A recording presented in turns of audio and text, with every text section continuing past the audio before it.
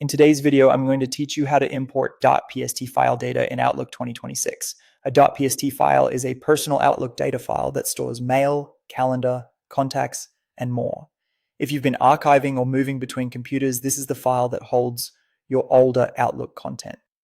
First, an important note about where you're doing this. If you're using the new Outlook for Windows or Outlook on the web, you can't open a .pst file directly there. To bring your data in, you'll start in the classic Outlook desktop client, or you can use a third-party migration tool. I'll walk you through the classic Outlook route since it's built in and straightforward. Go ahead and open classic Outlook on your computer. Once it's running, look to the very top left corner and click the File tab. This takes you to the Backstage view where you manage accounts and data files. In the left-hand menu, choose Open and Export. This is where Outlook groups everything related to bringing data in or out of your profile. Next, click Open Outlook Data File. A file browser will appear. Navigate to the place where your PST file is stored, select it, and then click OK.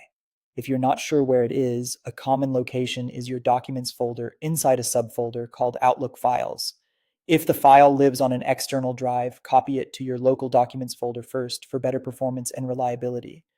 After you click OK, Outlook attaches the .pst to your profile. You'll see it show up in the folder pane on the left, typically labeled Outlook Data File.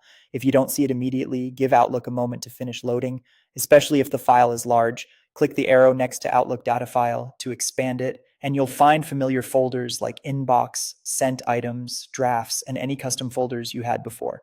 From here, you can open messages, view attachments, and reference your archived mail right alongside your current mailbox. A quick tip, what you've done here is open the data file, not replace your existing mailbox.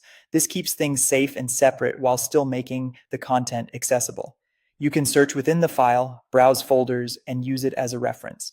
If your goal is to work with this data in newer environments later, starting in Classic Outlook is the right bridge. And if Classic Outlook isn't available to you, a reputable third-party migration tool is an alternative.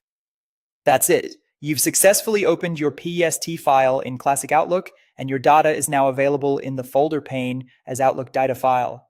Thanks for watching, and I'll see you in the next one.